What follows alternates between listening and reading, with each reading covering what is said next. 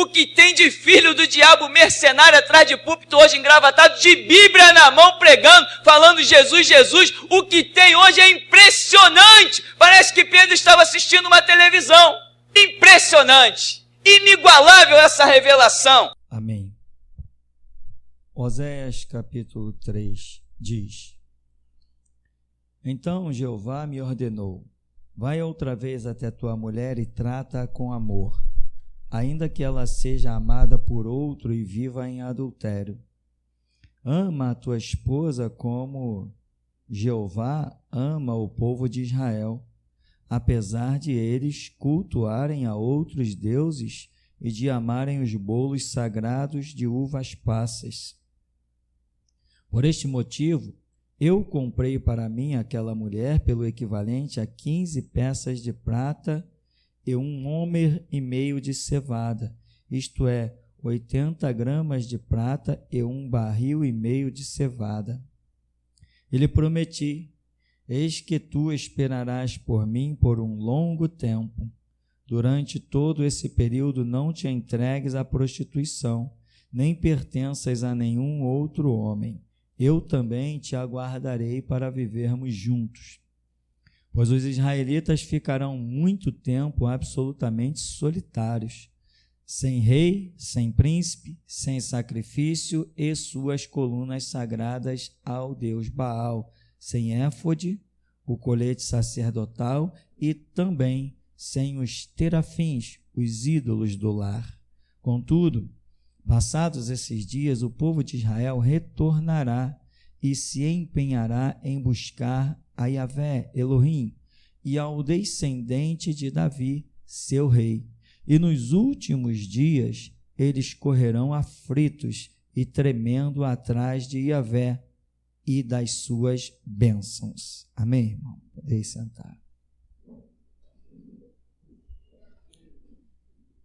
Irmãos,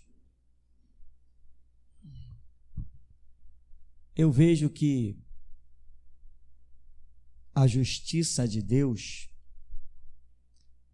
é algo patente. Eu enxergo, após estudos, eu enxergo que a maneira como Deus se apresenta é em forma de justiça.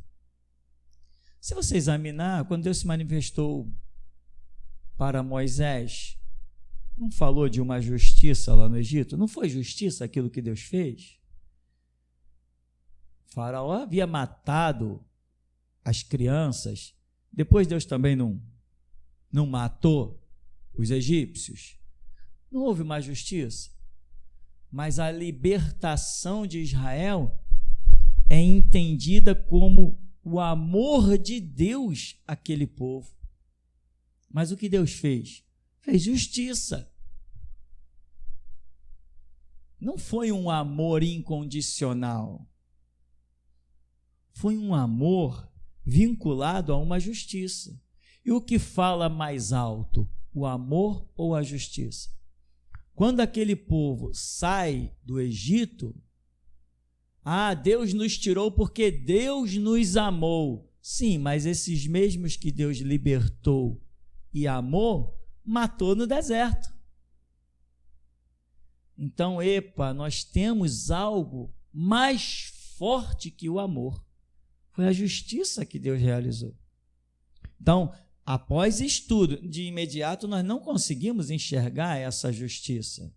De imediato, quando nós olhamos para o Evangelho, esse impacto do resgate da nossa vida, essa glória desse Deus que nos esclarece, nos ilumina, liberta a mente, nos cura, nós vemos nisso o quê? Amor, amor, amor, e acabamos fracassando no estudo e começamos a desenvolver um caráter mais de amor do que de justiça.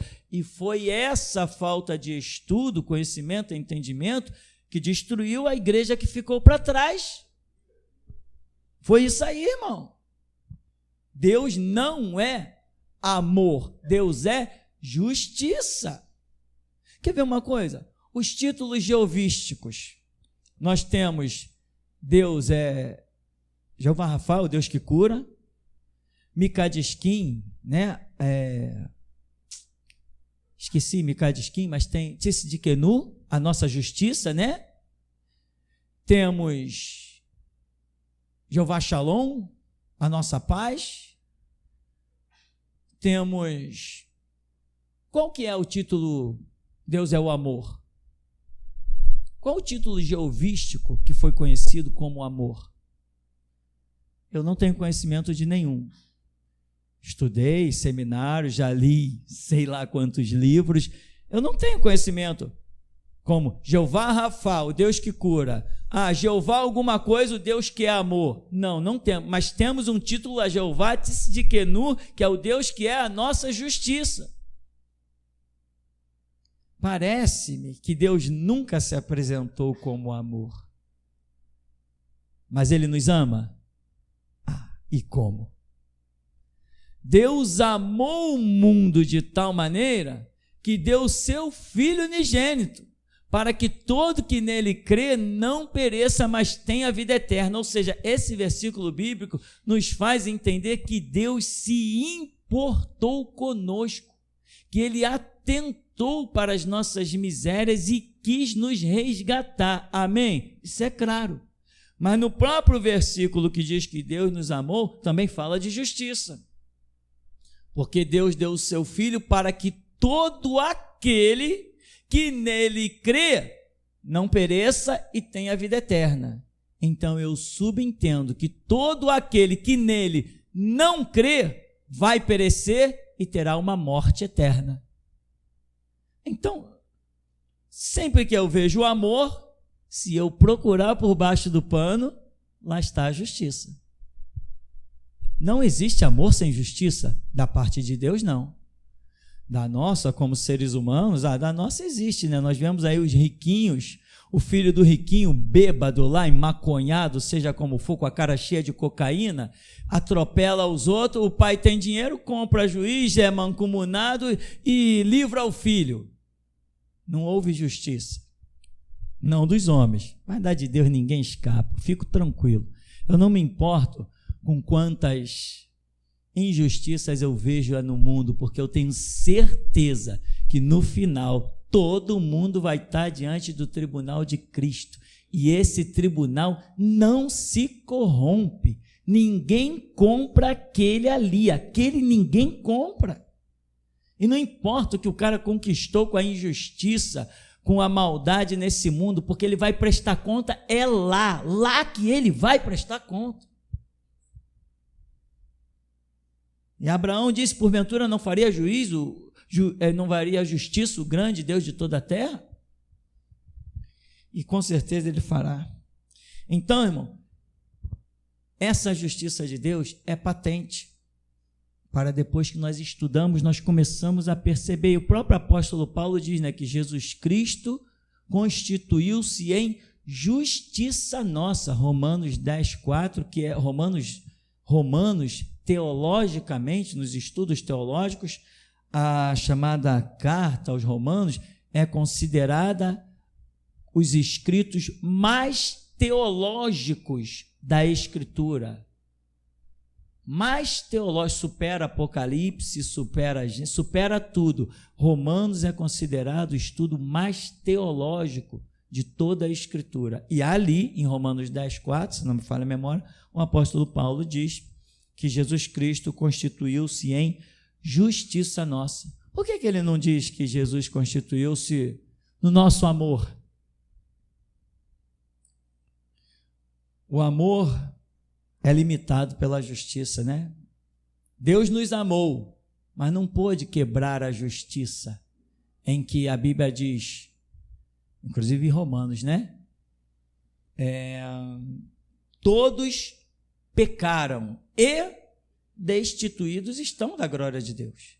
O salário do pecado é a morte, mas o dom gratuito de Deus é a vida eterna em Cristo Jesus. Repara que a expressão diz assim, o dom gratuito, de graça, é a vida eterna em Cristo Jesus.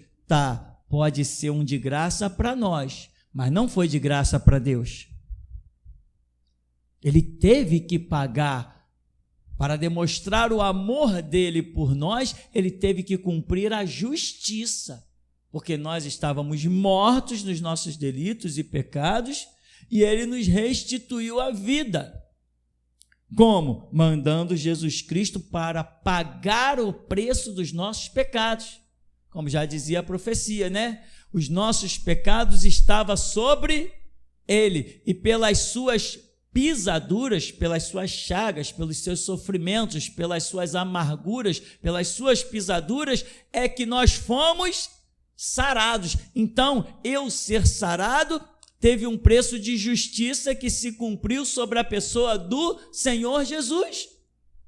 Agora, Jesus veio de bom grado cumprir o projeto do Pai, isso ficou evidente na sua vida sobre a terra. Ele também nos amou, mas para que ele pudesse fazer alguma coisa por nós, ele teve que pagar o preço. Mas diz lá o Salmo, a profecia do Salmo, né? Que ele verá o trabalho da sua alma e ficará satisfeito. Então, irmão, o cartão postal de Deus para mim é justiça.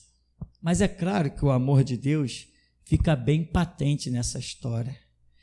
E o que nós vemos nessa passagem que eu li é que Deus tem o seu amor pela nação de Israel e faz, Oséias, vai lá outra vez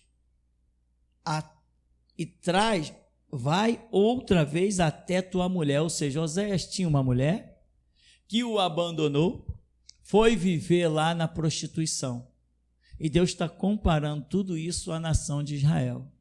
Aí Deus agora diz para Oséias, Oséias, vai lá e compra a tua mulher. Ela já estava lá, talvez aliciada por, como é que chama nos nossos dias aí, o cafetão, né? O cara que tem o prostíbulo e tal. A mulher de Oséias já estava lá. Porque mulher naquela época, sem um marido, meu irmão, não tinha muito o que fazer. Era difícil conseguir um trabalho para a mulher. Ela acabava na prostituição, enfim. E a mulher de Oséias se comportou de maneira leviana e foi parar na prostituição. Deus está dizendo, Oséias, vai lá de novo, compra a tua mulher, paga o preço dela, paga o preço da libertação dela, para que ela volte a ter uma casa, volte a ter um lar, volte a ter uma vida digna, porque aí Deus diz assim, é assim com a nação de Israel, é exatamente a mesma história.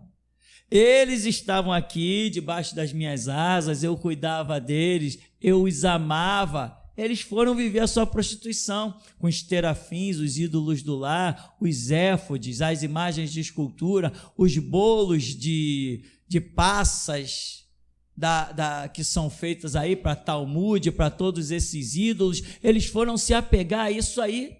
Mas vai lá, Oséias, vai lá e compra a tua mulher, porque da mesma maneira eu vou voltar a comprar Israel. Há um amor aí? Há um amor sem dúvida, mas Oséias, tu vai ter, para ter tua mulher de volta, tu vai ter que pagar um preço.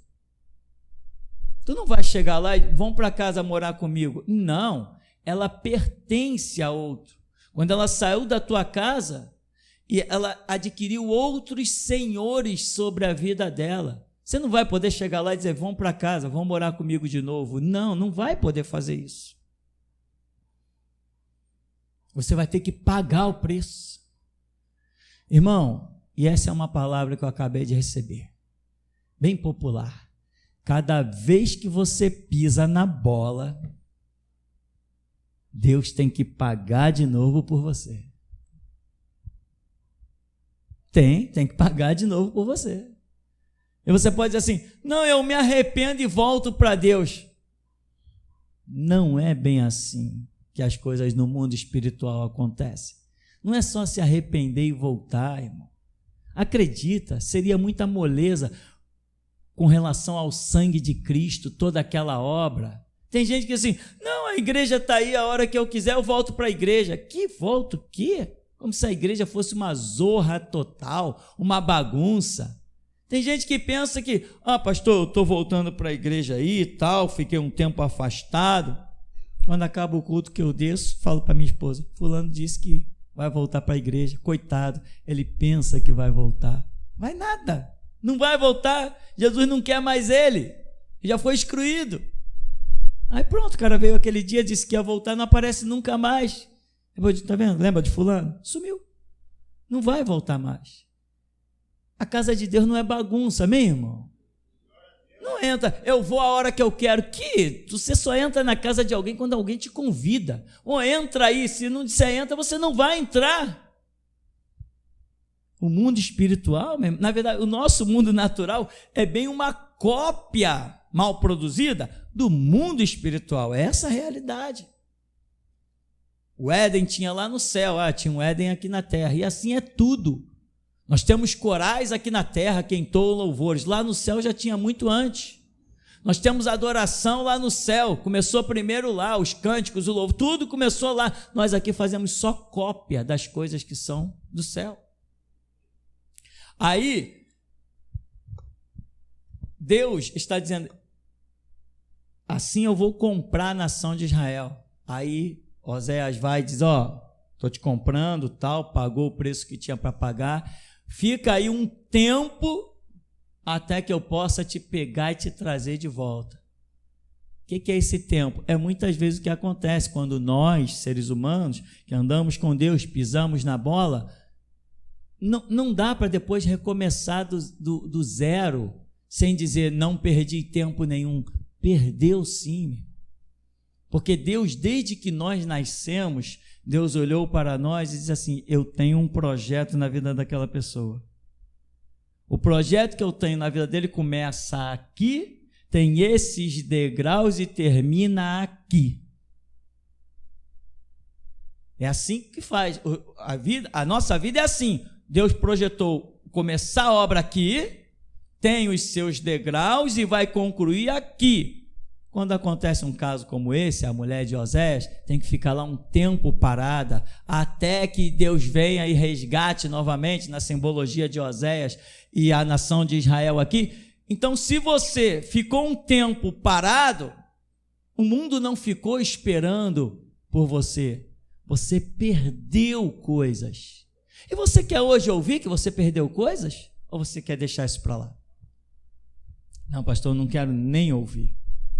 Mas vai saber sim, já está sabendo, isso eu não posso evitar, perdeu, porque com Deus, quem anda em obediência, nunca erra um passo, e não perde nenhum degrau. Obediência é a palavra mais poderosa para quem quer verdadeiramente seguir a Jesus Cristo. Obediência, compromisso, vontade, entrega como sacrifício vivo, santo, agradável, como holocausto em cima do altar. Isso é glorioso, irmão. Então, irmão, você pode dizer, poxa, reconheço, perdi tempo. Tá bom, eu vou te dizer que águas passadas não movem moinho, mas não fica perdendo tempo toda hora. Senão vai acontecer que o período da tua história não vai nunca tomar cumprimento. Você vai partir no meio dela, porque perde um tempinho aqui, perde um tempinho ali, fica parado que nem a mulher de Oséias, fica parado um tempo aqui, o mundo está girando, ou seja, não vai ter tempo de você chegar até o fim da sua missão. A sua missão vai ficar aqui na metade, vai ficar em 1/3, vai ficar em 1/4. O negócio nessa obra, meu irmão, é não perder tempo. Sabe como não se perde tempo nessa obra? Pega a tua cabeça, a tua inteligência, a tua sabedoria, o teu eu sou, arranca a tua cabeça, deixa de lado e vai falar com Deus sem cabeça. Não deixa os teus pensamentos te atrapalharem nessa obra. Sabe, como é que diz a Escritura? Que não viva mais eu, mas que Cristo viva em mim. Olha isso. Então quem tem que pensar no comando desse corpo, quem tem que pensar no comando dessa alma, quem tem que pensar no comando desse espírito é Cristo. Nós somos um corpo, mas a cabeça é Só quem pensa é a cabeça, irmão. Para de querer pensar com esse corpo aí, tu é só corpo. Senão você vai perder tempo, meu irmão. E a obra não vai se cumprir. Irmão, eu dou graças a Deus. Eu considero que tudo é a misericórdia dele. Eu considero assim. Mas eu dou graças a Deus. Eu nunca recebi uma palavra de você está perdendo tempo, você perdeu tempo, você tomou o caminho errado. Não, eu nunca recebi essa palavra. Mas eu vou contar uma coisa para vocês. Eu sempre fui uma pessoa apavorada em tomar um caminho errado. Uma vez eu fiz uma oração, eu disse assim: Deus, se eu tomar passos que vão em direção contrária ao teu projeto para a minha vida, Deus, me arranca as forças, me deixa cair como um mendigo na rua, mas não me deixa caminhar na direção contrária. E uma vez eu disse: Deus, a minha fé aumentou. Aquela oração que eu fiz não é mais. Eu quero que o Senhor me quebre as duas pernas se eu tomar um rumo diferente daquilo que o Senhor tem para a minha vida. E eu comecei nessa sede de querer saber a vontade de Deus para não perder tempo. Porque o que mais eu vi nessa obra foi gente perdendo tempo. Não, irmão. Eu estou voltando, eu via muito isso no tempo das outras igrejas. Não, irmão, estou voltando aqui, agora eu estou voltando com força total. Eu dizia: ei, irmão, e tu acha que a igreja ficou te esperando? Não, irmão, está todo mundo aqui, os irmãos, eu conheço todo mundo, eu sou da casa, estou de volta. É assim que funciona. Os passos da igreja, o deslocamento da igreja não é físico, meu irmão, é espiritual. Alguém saiu daqui, alguém viajou os oceanos, alguém foi para outro continente. Como é que nessa hora eu estou sendo ouvido lá na África? Como é que nessa hora eu estou sendo ouvido no Japão? Como é que nessa hora tem pessoas vestindo essas camisas aí no Japão, na África, em outros estados brasileiros, no Nordeste, no Sul? Porque os passos da igreja não são físicos. Essas palavras não são físicas. Você não pode pegar as palavras que eu estou falando e nessa hora ela está entrando em casas, expulsando o diabo, desfazendo as obras de Satanás. Nessa hora pessoas estão sendo curadas só porque estão ouvindo. Outras serão curadas e serão libertas porque vão ouvir um CD, vão ouvir na internet, vão ouvir um DVD. Isso não é, a igreja não é um corpo físico sobre a terra somente, acabou a história. As portas estão ali, o endereço vai ser sempre esse, mas nós não estaremos aqui sempre do mesmo jeito. Quando muda-se a dispensação, muda tudo, ainda que o endereço físico continua sendo Rua Mariano Procópio, número 37. Isso é uma referência física, mas hoje o nosso comportamento é igual quando a igreja começou? Começamos na igreja em 1999. Em 2000, 2001, acho que 2000, me foge a memória as datas, vem um anjo e entrega o papel, restauração. Opa, dali para frente nós éramos diferentes do que fomos para trás. Hoje Deus está movendo as nossas vidas, começou a mover com vídeos, coisas de internet para o mundo inteiro, começamos a revolucionar, acabamos presos.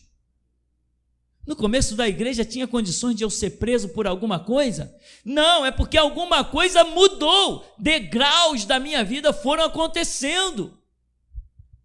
Assim é a sua vida, irmão. Não perca tempo, te cuida. Não pisa em falso, não pisa na bola. Ah, mas Deus vai me resgatar. Eu conheci o testemunho de um jovem, um testemunho. A família toda crente.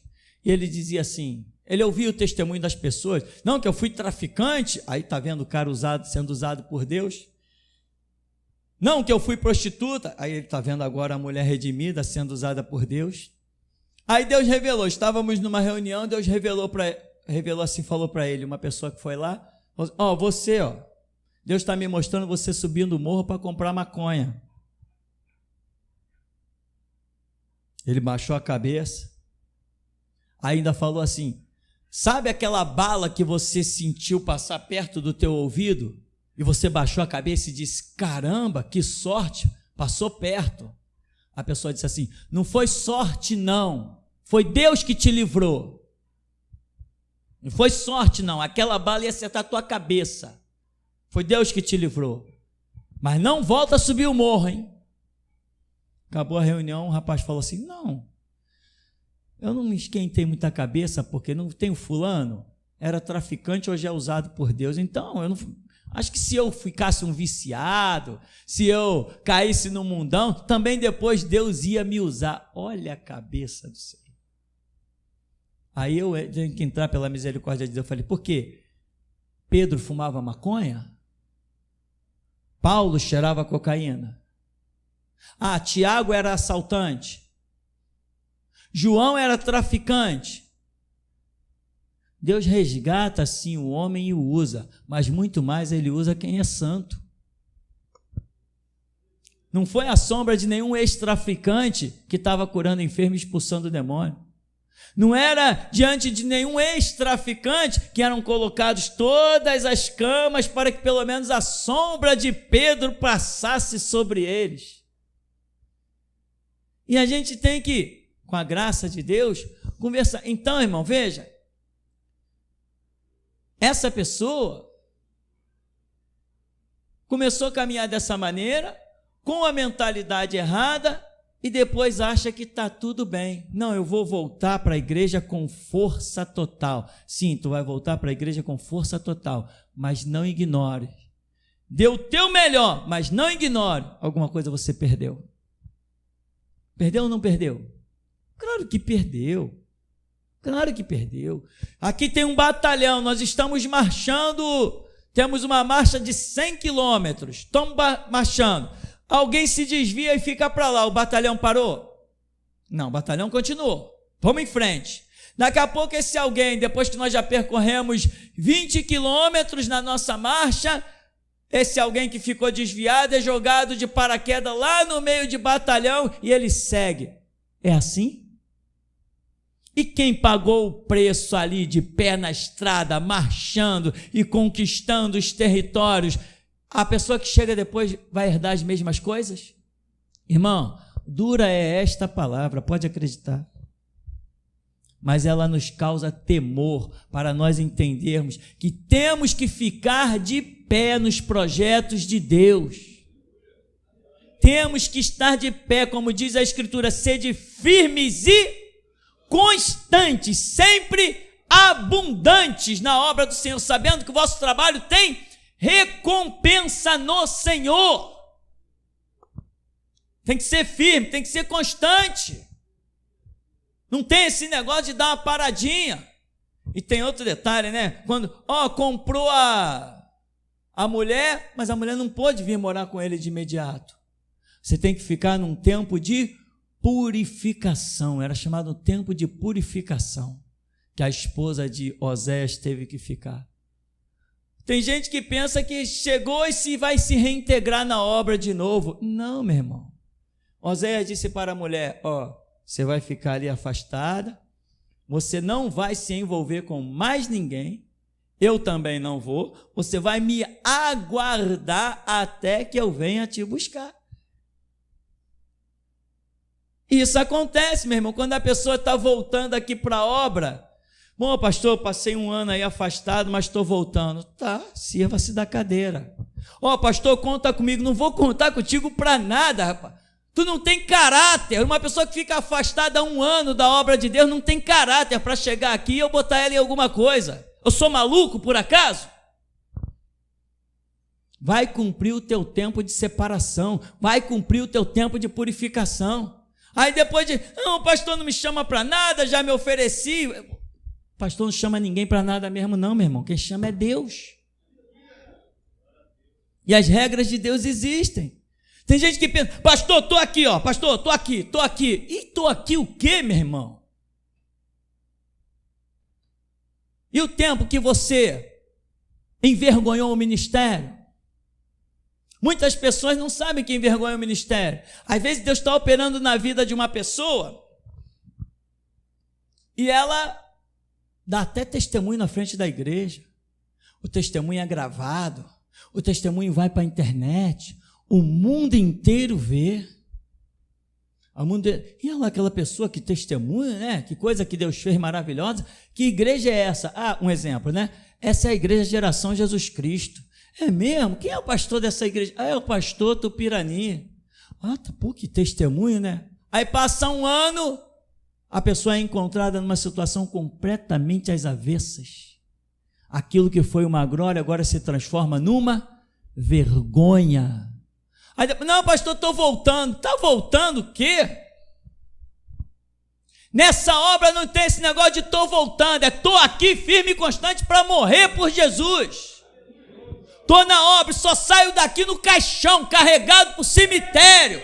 É assim que funciona essa obra. Tem que ter caráter nessa obra, vontade. Os covardes fiquem em casa.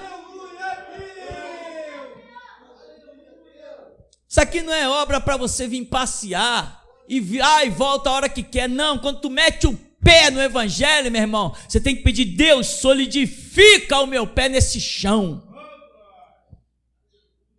Entende, irmão? É assim que as coisas funcionam. Aí tem um período, você vê que a mulher de Osés ficou lá um tempão. E às vezes é isso que acontece nas nossas vidas. E a pessoa não tem esse tempo para esperar. Tem pessoas que pisam tanto na bola que quando voltam para esse ministério, eu consulto: Deus, está aceitando essa pessoa de volta? Estou aceitando. 2 anos de banco para mostrar o caráter. A pessoa não aguenta. A pessoa não aguenta 2 anos de banco.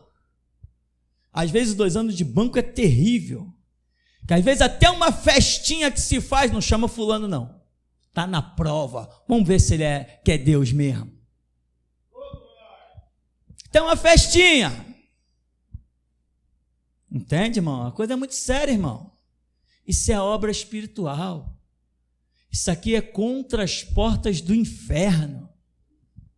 Não estão brincando de evangelho. Você não veio aqui com a mentalidade hoje de: eu vou lá na igreja porque vou ouvir música, eu vou cantar, eu vou ouvir as pessoas cantarem, eu vou para um culto alegre. É claro que o culto é alegre, mesmo quando a gente está aqui sangrando, o culto é alegre, porque é Deus que está falando. Deixa o monte fumegar, mas se é Deus, deixa Deus falar. Eu só saio desse púlpito aqui alegre. Quando eu saio triste, tem dias que eu estou tão cansado que eu não consigo entender o que eu estou falando. Eu já conversei isso com alguns irmãos. Tem dia que eu estou tão cansado que eu não consigo processar o que eu estou falando. Para mim, eu não estou falando coisa com coisa. E eu fico ansioso para ouvir depois a mensagem, para saber o que é que eu falei. E às vezes eu fico impactado, eu digo: caramba, foi isso que eu falei? Meu Deus! E a alegria que eu não tive ao descer desse púlpito, porque eu nem sei o que falei, ela se multiplica depois. Eu falo: caramba, que coisa gloriosa! Que palavra, que mensagem, que coisa, que revelação. Às vezes coisas que eu falo ali, eu depois vou examinar na escritura, vou pesquisar, de tão impactado que eu fico. Mas tem coisas, irmão, que às vezes eu estou tão cansado. Então, veja, tudo que a gente fala, se há um Deus em nosso meio, irmão, nós podemos estar aqui cantando, orando. Se há um Deus em nosso meio e Ele é o centro, se o altar é o dele, se o trono é o dele, se é Ele que está entronizado, até uma piada que a gente conta aqui, Ele está no negócio. Está abençoando, está rindo conosco, está se alegrando. É tremendo isso. Quantas vezes, junto a grupinha, a gente começa a conversar, brincar, contar uma piada, e eu estou sentindo a presença de Deus naquela brincadeira, naquela piada, estou sentindo Deus igual quando eu estou pregando no púlpito. Se Deus está no negócio, meu irmão, acabou a história. Tudo que tu faz, Deus é glorificado quando você entroniza Ele. Mas tem, às vezes, seu período para quem quer voltar. Não podemos. Como que nós vamos poder, uma pessoa que passa 2 anos, 3 anos afastada da igreja, como que você vai confiar em alguém? Como você vai confiar? Tem pessoas aqui dentro, meu irmão, que às vezes a gente faz projetos que eu particularmente confio ao ponto de que se a pessoa vacilar, desmonta tudo. Mas o Espírito de Deus dá aquela convicção, não, pode colocar na mão dessa pessoa. Pode confiar nela, eu o preparei para isso, não vai fracassar, vai ser firme e constante. Ele é comigo, ele é daqueles que vão morrer. Ele é daqueles que se ninguém botar a cabeça dele na bandeja, ele mesmo bota.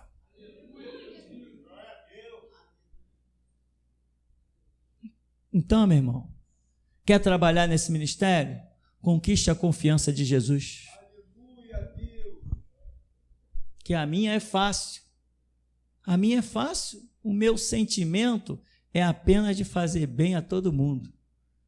Mas eu não me deixo enganar pelos meus sentimentos. Porque eu sei que eu posso tanto fracassar como até levar pessoas a fracassarem fora dos projetos de Deus. Então, eu antes de fazer qualquer coisa, eu vou para o meu cantinho, dobro os meus joelhos e falo com o meu Deus. E muitas vezes eu quero dar um sim numa situação, mas o Espírito Santo me leva a dar um não. E a voz dele, irmão, embora não haja comparação, eu vou usar essa expressão, a voz dele é mais forte que a minha. O querer dele é mais poderoso que o meu. Ainda que eu tenha livre-arbítrio, eu me recuso a tê-lo quando a palavra do meu Senhor está em questão. Então, Oséias está representando o próprio Deus e a mulher de Oséias está representando Israel. O amor está patente. Imagina você ter uma esposa, vamos falar assim na linguagem bem dizer, ter uma esposa, te abandona, trai, vai parar dentro de um prostíbulo, se torna propriedade de alguém, depois você diz assim, não, eu vou buscar aquela mulher para ela voltar a ter uma casa, voltar a ter um lar, sair daquela vida horrível de prostituição. As mulheres que tinham esse costume, tinham marcas de roupas específicas dentro da sociedade. Elas não podiam se vestir como se fossem uma donzela, nem como se fossem uma mulher casada. Quando elas saíam na rua, elas tinham que sair com o símbolo das vestes que lhe mostrava que elas eram uma prostituta. Todo mundo se afastava delas, era como uma leprosa, ou seja, Oséias vai retirar todo esse opróbrio. Ainda vai ter que meter a mão no bolso, vai comprar, vai pagar, vai dar dos seus recursos, da sua subsistência. E Deus diz assim, olha que coisa interessante que Deus fala logo no começo. Vai outra vez até tua mulher e trata com a versão King James atualizada. Trata com amor. É isso que Deus pensa de nós. Mesmo quando nos desviamos, Deus nos trata com amor. Mas não podemos ignorar todo o processo complexo investido nisso. Então, aquele que está de pé, cuide, vigie para que não caia. Então, irmão, larga o teu ser alguma coisa de lado, larga a tua capacidade, não deixe que os dons e talentos que Deus te deu te façam se sentir tão engrandecidos ao ponto de que você não consiga mais ouvir Deus. Não consiga mais se aperceber das coisas. Comece a se sentir melhor do que alguém. Eu glorifico a Deus, irmão. Eu glorifico a Deus. Porque ainda que Deus tenha falado não só para mim, mas para sei lá quantas pessoas, com sonhos, visões e pessoas que eu encontro e já encontrei no meio da rua, no tempo da rádio e tanta coisa, pessoas chegarem e Deus falar para as pessoas, Ele é o número 1. Isso me engrandece, mas isto não me ensoberbece. Eu me sinto gratificado, Porque tudo que eu quero da minha vida é servir meu Jesus e dar o meu melhor para Ele, da minha vida. É o que eu quero com Ele. Então ele dizia, as tuas vestes estão completas, as tuas vestes estão limpas. Não que não falte acusação. Esse cara é um safado, esse cara é um pilantra, esse cara é um canalha, esse cara não presta. Ele não presta como marido, ele não presta como pai, ele não presta como nada. Mas se Jesus diz, não, está perfeito, a palavra dele é a mais forte, amém, irmão? Então, irmão, se Jesus diz essas coisas, eu me sinto, irmão, muito bem. Todo mundo se sente bem quando Deus dá uma direção, uma palavra de exaltação. Todo mundo se sente bem. Mas se Deus der uma de repreensão, se Deus te descer o chicote, não fuja do chicote. Se o chicote bater de um lado, vira o outro, de Jesus, desce o chicote do outro lado também. Não adianta escapar do chicote de Jesus, porque ele vai te alcançar onde quer que você vá. E se você é digno de uma repreensão, se apresente logo para ficar livre desse peso. A repreensão só sairá de cima de ti depois que deixar a cicatriz do chicote.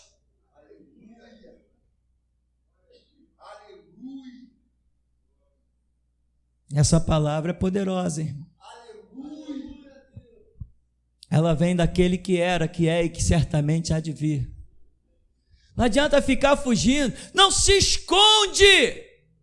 Se eu tomar as asas da alva, se habitar nas profundezas do mar, até ali a tua mão me guiará e a tua destra me sustentará. Ou seja, Deus me enxerga em todo canto, seja lá em cima, seja lá embaixo. Fica tentando se esconder, bota a cara no pó para ver se vai haver esperança. Não tenta ficar fugindo. Isso aqui lá fora está escrito Batista, está escrito Assembleia. Aonde há um Deus, meu irmão, ou você anda na verdade, ou você não anda. Não tem como. Para de dupla personalidade. Não, eu estou certo. Eu estou certo. Irmão, você só está certo quando Jesus disser, você está certo. Mas mesmo quando Jesus disser, você está certo, não interrompe a frase dele. Porque ainda que ele diga assim, você está certo, vírgula, mas vai lá e te humilha. O estar certo não encerra a nossa história. Sim, Senhor, eu estou certo, mas o que tu queres que eu faça? O que eu estou, como eu estou, o que eu sou, o que eu tenho, não interrompe ali a vontade do meu Senhor. Por mais que eu esteja certo, Ele ainda pode me dar uma palavra, e ainda pode ser uma palavra que não me agrade, mas agrada a Ele. Porque a seara é dele, os obreiros são deles. E um profissional, mesmo na sua profissão, às vezes tem coisas que ele não gosta de fazer, mas tem que fazer. Então, ele diz no verso: pois os israelitas ficarão muito tempo absolutamente solitários, sem rei, sem príncipe, sem sacrifício, enfim. Então, meu irmão, entenda que às vezes você volta para Cristo, mas Deus te deixou na prisão da solidão. Você não ouve, você não sente, Deus vai te dando umas gotinhas ali, não é aquilo que você queria, aquilo que você estava pensando. Meus irmãos, e dão uns testemunhos tremendos e você diz, poxa, isso não acontece comigo, eu não estou vendo isso, não estou vendo aquilo. Às vezes você vê pessoas chegarem na igreja com 6 meses e você vê claramente que Deus abriu a porta disso, daquilo outro, que Deus realizou isso, aquilo outro, e você diz, e eu? Quer saber da sua história? Vai falar para Jesus. Não tinha um hino que a gente cantava? Conta para Jesus onde é a sua dor. Ele é o remédio, confia no Senhor. Não te desanimes com a sua cruz. O que tu precisa é contar para Jesus. Vai lá, irmão, vai lá falar com ele. Nunca chegue diante de Deus com um coração com reservas. Nunca chegue diante de Deus querendo ouvir aquilo que você já planejou ouvir. Ele não vai falar contigo. Ele não vai te direcionar. Se você já equacionou tudo, já determinou tudo, agora eu vou orar por desencargo de consciência. Esse Deus que opera no desencargo de consciência não existe. O Deus que opera em espírito e em verdade. Faça todos os teus planos. Pega ele e joga de lado. Jesus, e o que o Senhor tem a dizer agora? Se ele disser, não, pega os teus planos que eu estou nele, opa, os teus planos passaram a ser planos de Jesus. Já conheci muita história, irmão, de pessoas dando com os burros na águas. Não, eu estou com esse negocinho aqui, mas eu vou investir num táxi. Poxa, irmão, teu negócio está caminhando bem. Não, mas aqui eu tiro só 2.500 por mês. Num táxi, pô, eu posso tirar até 5.000. Irmão, mas o táxi tem riscos, né? Tem outros riscos. Não, mas e Deus? Deus protege. Deus protege. Quando o projeto é dele, Deus protege. Sai do empreguinho que ganha 2.500, onde poderia buscar direção e evoluir muito mais, seja lá para onde quer que Deus direcione, aí entra para o táxi. Entra para o táxi, bate o táxi, agora não tem mais nada. Perda total. Era esse o projeto de Deus? Se era, tudo bem, a gente vai ver, mas se não era, não faça projetos quando você quer buscar a Deus. Não venha com os seus projetos prontos para Deus. Ó, Deus, está aí, ó, abençoa o meu projeto. Abençoados são os projetos que o próprio Deus cria, irmão. Deus não entra em planos feitos por mãos humanas. Está escrito? Deus não entra em planos feitos por mãos humanas. Não planeje que você vai servir a Cristo. Planeje que Ele te chame para servi-lo. Planeje que Ele te chame para servi-lo, não que você vai servi-lo. Para que você o sirva, primeiro Ele tem que olhar para a tua vida e ver a sua vida aprovada por Ele. Bom, já que você não entra aqui para ouvir lisonjas, né, irmão? Quem sabe hoje ainda tem muita coisa a ser dita. Tem medo de Deus citar o seu nome e falar que você está errado? Se você tem medo que Deus cite o seu nome, é porque você já está errado. Agora, você pode estar errado ou ter dúvida se está ou não errado, mas se você é servo de Deus mesmo, com o coração limpo mesmo, você nessa hora está pedindo, Deus, cita o meu nome e me diz se eu estou errado, porque tudo que eu quero é me corrigir para servir e adorar. Esses são os servos verdadeiros.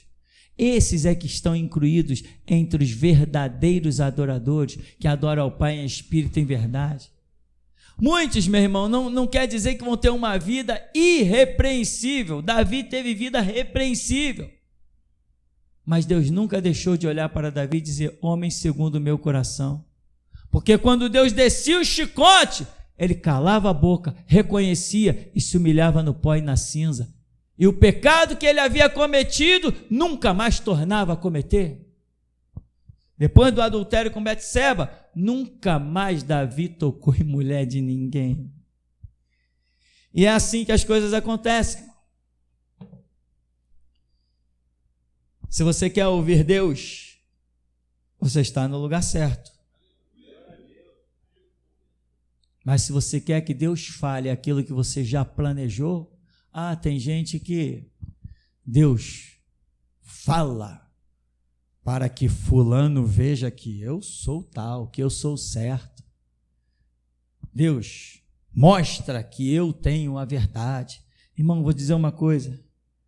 Não confunda Deus com um moleque de rua negociando entre dois arruaceiros.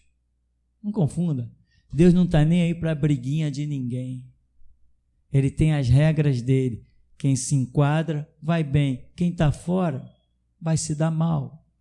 Não chama a Deus para as suas contendas pessoais. Senhor, diz para o meu irmão repartir a herança comigo. Quê? Quem me colocou como juiz nessas coisas de vocês? A vida de um homem não consiste na abundância dos bens que ele tem. Um homem tinha isso, tinha celeiro, tinha aquilo. Essa noite te pedirão a tua alma, o que tu preparaste? Oh, não me chama para essas besteiras de vocês aí, não. Estou fora disso. Vai resolver o problema de vocês. Seres humanos inteligentes que não têm capacidade de resolver seus problemas mais simples, ainda pensam que vão trabalhar na seara do Senhor Jesus. Não me faça rir. Até aqui, nos tem ajudado, Senhor. Amém. Pastor, no início do louvor, Deus me deu uma visão. Eu só vim entender agora no final do culto. É o seguinte, eu via na frente do culto um espelho, mais ou menos da estatura de um homem, um pouco maior, e os irmãos iam e olhavam no espelho, e alguns viam a tua imagem no espelho, refletida. Outros irmãos iam, olhavam no espelho e viam a sua própria imagem refletida. E outros irmãos iam e não viam nada, nenhuma imagem refletida. Então eu senti um grande medo, um temor enorme, e escutei uma voz dentro de mim e disse assim, vai. E eu fui e olhei no espelho. Também não vi a tua imagem refletida, vi a minha própria imagem refletida. Olha, irmãos, é hora de descer mesmo ao pó e clamar a Deus, porque Deus não suporta mais essa situação. Está insuportável essa situação. Ou a gente se humilha e baixa a cabeça e vem do culto, recebe isso dentro do nosso espírito, ou a coisa vai ficar feia, porque Deus não suporta mais essa situação na nossa vida.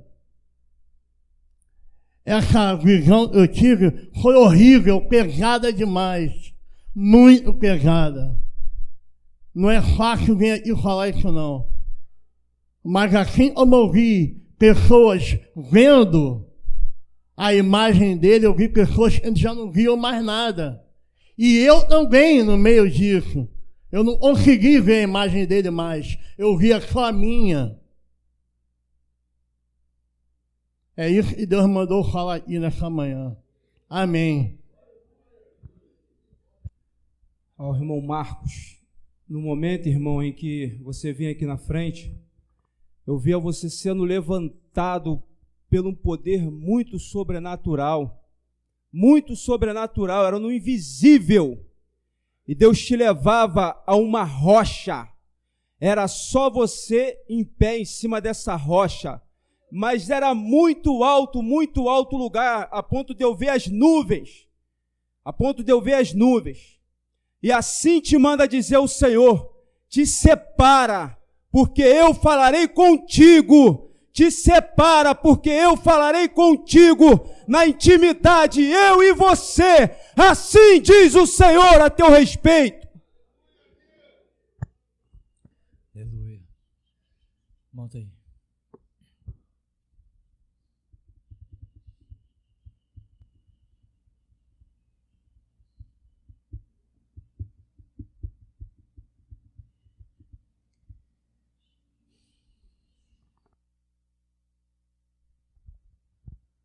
paz, irmãos. Louvado seja nosso Deus que é santo e soberano. Mestre, no começo das orações, eu vi no céu 3 luas. E essas luas, elas se transformavam como se fosse num triângulo. E eu vi uma 4ª lua do lado direito desse triângulo, e elas estavam ligadas. Depois eu vi um homem com corpo de animal, e ele se posicionou em cima dessa lua que estava em cima, e ele tinha uma flecha, ele apontava para o lado, e ali essa visão cessava. Esse jovem que está do lado do irmão aí de azul, acho que é filho, eu vi, irmão, um anjo ungir os teus olhos, os teus ouvidos e a sua boca. Amém. Eu vi um outro anjo, ele tinha na mão um jarro com sangue e algumas letras. E ele dava, irmã, que está do lado do irmão Marcelinho, dava para você beber desse sangue com letras. Depois eu vi esse mesmo jarro ser derramado sobre a cabeça de alguns irmãos. Amém. Irmão Paulo Mota, eu vi um anjo, ele cortava os seus cabelos, e eu vi um outro recolher os cabelos que saíam da sua cabeça. Amém. A irmã que está em frente da irmã Tupi, a irmã Valéria. Amém. Eu vi a irmã subir como se fosse uma ladeira, e eu via quando a irmã tropeçava, e ela você ia para frente, quase caía. E eu vi um anjo, ele te segurava não pelos braços, ele te segurava pela cabeça, e não deixava a irmã cair. Louvado seja Deus. Durante a ministração da palavra, mestre, eu vi alguns irmãos numa fila, e eles tinham nas mãos, preso por uma corrente, 4 rochas brancas. Tinha que carregar uma em cada mão. E eu via bem que o irmão Paulo Mota também tinha, irmão, essas rochas na mão. E você vinha andando, tinha um alvo a chegar, e você estava quase na frente. Eu vi também o irmão Francis Wilson, que está do lado do irmão Jorge, também com essa rocha carregando, irmão. E Deus mostrava também o irmão Marcelo, sendo que a rocha do irmão Marcelo tinha algumas outras menores garradas nela. E ele andava, parava, estava muito pesada, depois andava de novo, tinha que parar, porque esse era o projeto de Deus, tinha que ir devagar. Sendo que nessa fila, mestre, eu vi também algumas pessoas que não tinham rocha para carregar, mas também estavam nessa fila. E quando o Senhor começou a orar agora no final, Deus me mostrou de novo a visão com o irmão Marcelo, aonde ele andava, e alguma dessas rochas pequenas que estava, uma delas se desvencilhava da rocha dele e ficava sozinha. E ali a visão cessava. Amém. Louvado seja Deus. Amém. Eu tive uma visão onde eu vi um anjo. Esse anjo era muito forte. E ele descia com 2 espadas. E essas espadas formavam um X. E ele vinha com elas à frente e apontando para a terra. E enquanto ele descia, uma voz falou comigo. E aquele que comigo falava, ele dizia assim: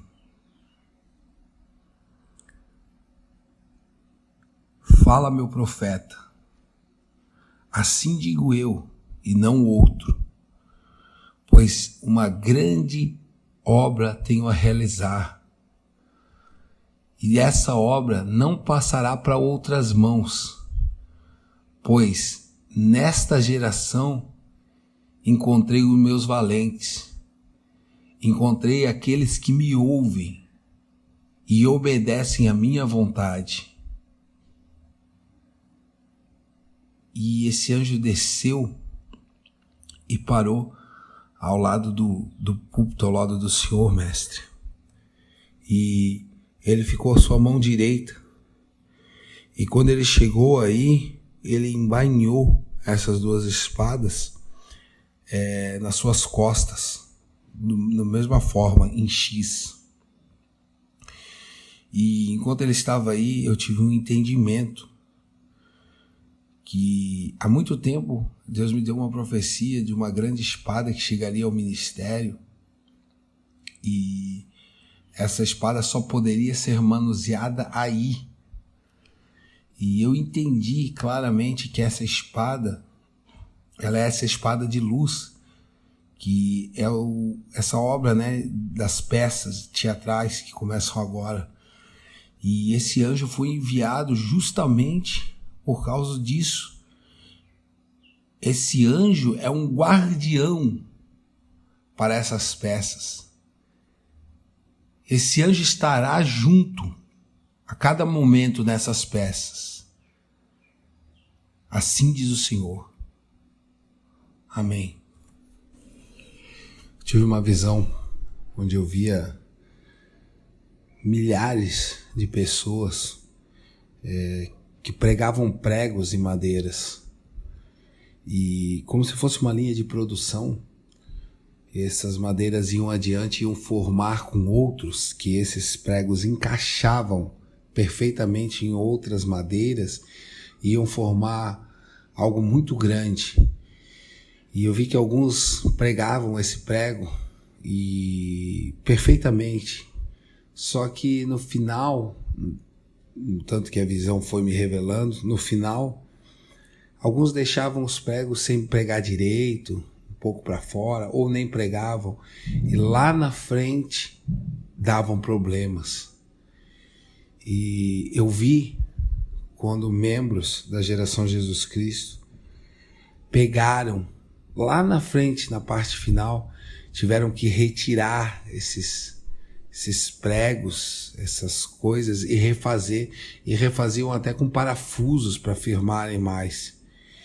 E quando estavam nessa produção lá atrás, eu não só vi o povo da dispensação passada, eu também vi pessoas da geração Jesus Cristo que não fizeram esse primeiro trabalho com esses pregos perfeitamente. Amém.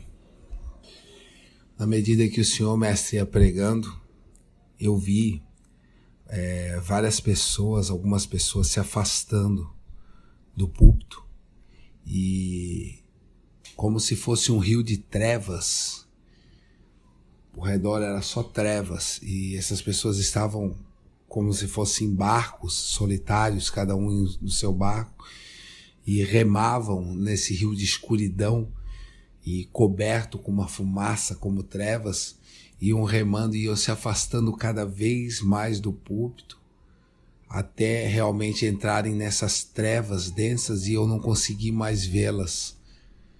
E eu também vi algumas, quando o Senhor ia pregando, o céu de nuvens que a gente vê, rasgou. Eu vi como que uma espada sem auxílio de mãos rasgando esse céu, e caía água nessas pessoas durante a pregação, e essas pessoas iam como tomando banho, exatamente se lavando assim, lavando suas vestes, lavando seu corpo, e iam tomando banho, isso durante a pregação. Amém. Durante a pregação ainda, eu tive uma visão.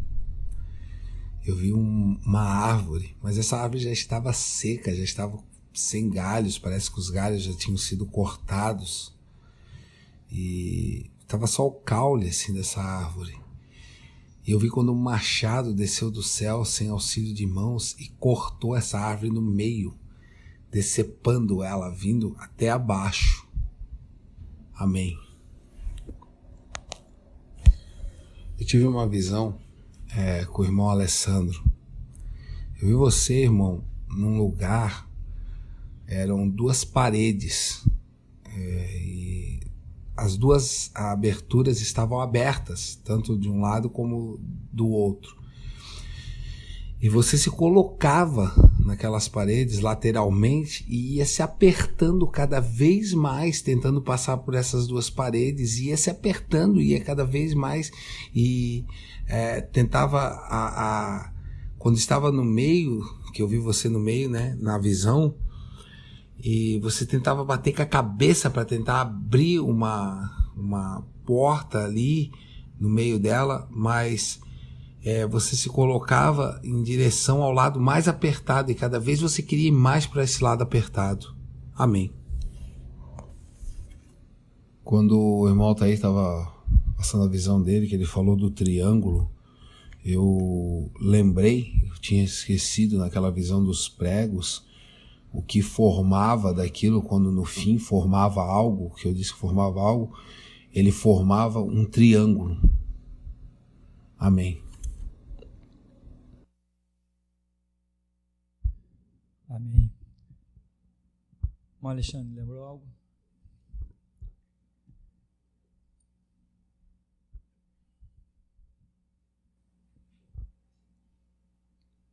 Amém. Na visão, pastor, que eu vi o Senhor com um cajado, e assim diz o nosso Deus para a igreja. Assim diz o Senhor: lembra da onde eu te tirei? Eu vos tirei do meio de um povo rebelde e de dura cerviz, e vos coloquei de pé na semelhança de Josué e Calebe. Amém, pastor. Aleluia. Meu irmão, vamos ficar de pé em nome de Jesus.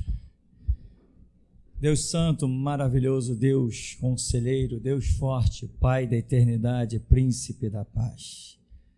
Deus que não se compara a bonecos de gesso, que não é invocado dentre os mortos. Deus que não bebe cachaça, Deus que não fuma charuto. Deus que não tem oferendas em cima de catatumbas. Deus que não é adorado em porta de cemitérios. Deus que não convoca batismo em nome de mortos, mas que disse: sou o Deus de Abraão, Isaque e Jacó, mas não sou o Deus de mortos, sou o Deus de vivos. Por isso Abraão, Isaque e Jacó vivem diante do Senhor. Assim, Deus, tu que és presente em nossas vidas, e não temos dúvida do Deus que servimos, um Deus que não precisa de armas confeccionadas por homens, um Deus que não precisa de fardas para alcançar respeito, um Deus que não precisa de leis confeccionadas por decretos e mentes humanas, pois a tua lei é o mistério oculto do Evangelho que contigo estava desde antes da fundação do mundo. E breve neste século, em 2070, quando tu pisares no Monte das Oliveiras, Senhor, a tua lei será conhecida em toda a terra. E nós estaremos de volta, Senhor, para fazer valer a tua lei, como jamais antes houve momento, porque assim o Senhor descreveu desde quando nascemos. Foi para isso que o Senhor nos chamou. Foi para isso que o Senhor te chamou. Alcance o projeto que Deus tem na tua vida. Não viva mais você, deixa Cristo viver em ti. Aguce o teu espírito para ouvir a palavra e a vontade do Senhor, pois os que seguiam pelos próprios olhos e pelos próprios passos, certamente vão tropeçar e cair. Deixa Cristo ser o norte da tua história e siga cegamente. Cegamente! O maior uso que um homem pode fazer do seu livre-arbítrio é seguir cegamente Jesus Cristo e a sua palavra. Deus poderoso, Senhor dos altos céus, te adoramos, Senhor. É o que nós podemos dar de máximo, ó Deus, é adoração. E se tiver que ser, ó Deus, consumada no nosso próprio sangue, que assim seja, pois aquele que nos tem chamado para uma obra, aquele que nos tem dado a semente, também nos dá a terra para semear. Por isso, Deus, glorifica o teu nome, fortifica os teus valentes, pois está escrito: quem tem, ser-lhe-á dado, e quem não tem, até o que tem lhe será tirado.